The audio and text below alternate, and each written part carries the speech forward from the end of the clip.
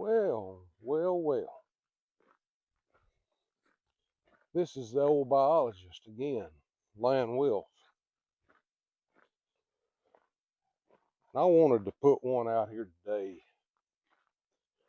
for y'all to put your thinking caps on.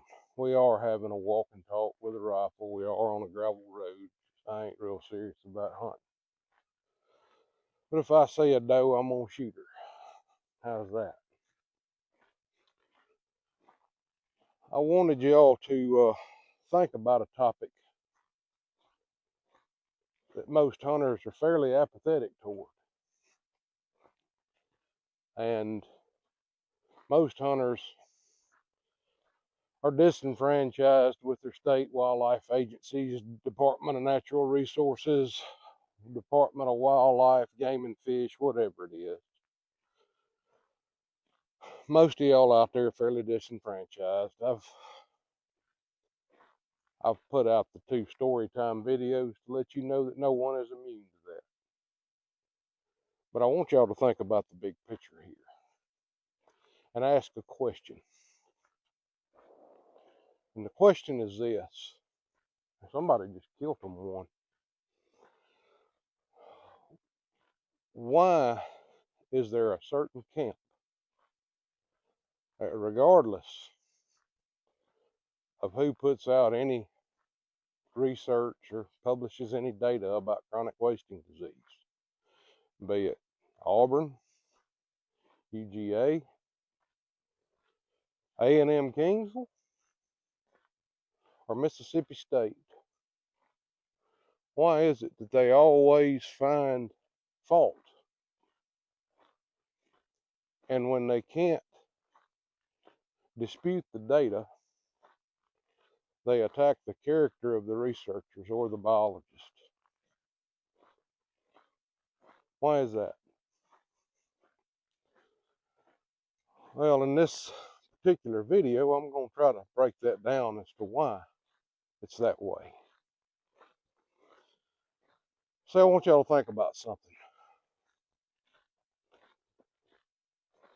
Who are the loudest squeakers besides the people that have had deer shot on their properties from sharpshooting in CWD hot zones? I understand that. That's unfortunately a part of the disease that is similar to cancer, is cancer doctors, when they're oncologists is what they're called, when they're conducting cancer surgery, they remove tissue until they get clear margins. On the deer removal end of things with this disease, they remove deer until they don't have an abundance of positives. They have to remove deer to determine the prevalence of the disease. How established is it? That dictates how you fight it or how screwed you are. But those of you that have lost a bunch of deer on your properties from sharpshooting exercises that didn't have many positives, I understand your dissension. The problem with this disease is it requires change. The other part is this. The best management practices for the disease involve the limitation of movement of deer, both live and dead. We have a decent handle on the carcass deal. People are still moving carcasses. But let's face it. Yeah, carcass is a big deal. Throw a carcass out, that's a pit of prions. So it comes up in the greenbriers and the elderberries, the wild lettuce that grows where that carcass decomposed, and the deer that eats that's going to get the disease. Yeah. That's one spot in one location, and that deer has to go there and eat those plants and bodily fluids. So where does all the not synthetic deer urine come from? Comes from a deer farm, obviously. And it's an infinite supply of revenue. Hunters are going to buy deer urine. Don't fault you if you want to use it. Just understand that there's a risk tied to it. You're buying urine from a deer that was most likely exposed to this disease, and you're pouring it on the ground where you hunt. Probably not the best decision. Very few people think about that. You might want to consider a synthetic deer lure. That's all I got to say.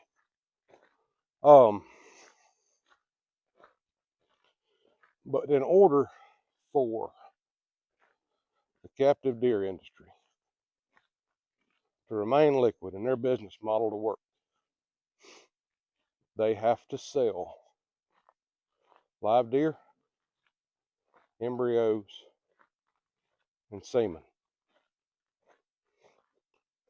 They have to keep a viable market, and it has to cross county and in many cases state lines.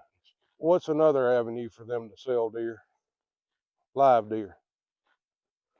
It's called a put and take. Y'all ever go to a sports show and happen upon an outfitter that's selling hunts, and they charge you in 10-inch increments of B and C score? How they do that? And if you're okay with buying those kind of hunts and shooting a deer that was bought from a captive facility and then released and placed out by a feeder for you to go shoot, and if you're good with that, please go to another channel. You ain't gonna like me. How this works is it's called a put and take.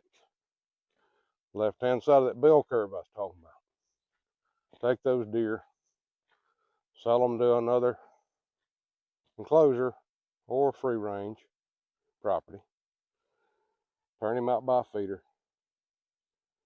take your money, put you out there in a stand, and you whack the deer when he comes to grabbing something other to eat. That's how that works. And it's another market, because people buy those hunts. Some knowingly and some unknowingly. But at the end of the day, they don't have those put and take deer to sell. They don't have the breeder deer to sell. They don't have the semen, they don't have the embryos or the urine, because it's all a biohazard. All of these captive deer are a biohazard, because there's no way you can document everywhere they've been and what deer they've interacted with. No way to document it. The captive industry has to have a market. For their business model to work, they have to be able to move deer. The best management practices for slowing the spread of the disease are limiting deer movement. Direct conflict. You couple that with disenfranchised hunters, baiting rules, and dissension over both on all sides. And then you throw in hunters' inherent resistance to change. You've got a bubbling cauldron of emotion to capitalize on, to rally people behind your cause, and they don't even realize what they're rallying behind. Supporting the captive industry is you're supporting the privatization of a public resource. It's in direct contradiction to the public trust doctrine, which means that if deer walk across the line from your neighbor, you can shoot them, and vice versa. The deer does not belong to you until you put a bullet or an arrow through it and you walk up to it and pick it up, and it's legally taken. A high fence changes all that. So they're holding a public resource as their private property, and they're financially profiting for it. And they're moving undocumented, untested deer. They say they're tested. They may do a live test on it. Live tests are only about 70% accurate at best. They claim that they have the right to do what they want on their private property. They do. But I think a good compromise would be if they want to high fence their property, they should depopulate it of any native species that are withheld within the fence, because those are mine and your deer and our children's deer, not theirs. They're moving those deer around. They're also spinning up the Codon 96 SS argument. It may be something to it, but it needs to be researched and explored and challenged. From what I've been able to gather, all you get from the Codon 96 SS deer is a certificate of breeding that this deer is resistant to chronic wasting disease. So it's some black box genetics. Take my word for it, it's bred this way. And he's resistant. And they're dropping it in a population of other deer. Come on now. That's a different argument. So you have a financial incentive to argue against the disease, and then you use personal attacks to attack the credibility of the people that are trying to fight it, so you can move and buy and sell. And don't forget that if you have enough money to put a high fence up, obviously you have enough money to seduce state legislators and commissioners, if commissioners are not already captive facility owners to begin with. If those captive facility owners aren't lobbying state legislatures and legislators to liberalize the commercialization of the white-tailed deer. So I want y'all to think about who has more to lose. Are the researchers and the state biologists gaining that much from the federal money that basically offsets their cost to fight the disease? And it's killing the animal that over 90% of the hunters pursue. The economic impact by far overshadows what few grants you get to sharpshoot and test deer. Nobody wants to do that. We want y'all to go hunt and have a good time and buy a license. Support conservation. We want to go do habitat work and work with deer clubs. We don't want to fight CWD for the rest of our bloody career. That's why I'm doing what I do now. Who has a bigger financial incentive? The captive industry or the researchers? If the captive industry adheres to the best management practices for fighting the disease, their industry no longer exists. They're no longer liquid. They can't buy and sell and move. And they're buying and selling deer that belong to you, the average everyday hunter, that they took and line bred and genetically modified to turn it into a gargantuan freak.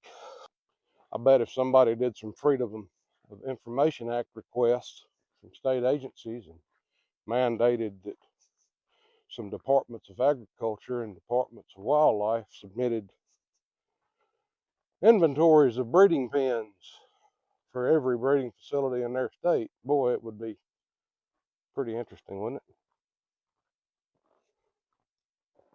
So we need to think about the public trust doctrine, and we need to think about why the talking head won't admit that there's a problem or say that it's not killing deer in significant numbers when it most assuredly is killing deer in significant numbers in certain places. And we need to ask why and look into their background, because I don't think it's just resistance to change in hunting. I think it's resistance to change in their financial situation. But I want y'all to think about the why and the who stands to lose what. Because it's going to take hunters looking in the right places and asking the right questions for the real problems and the real solutions to be identified. Appreciate y'all. Y'all have a good one. Thank every one of you for watching.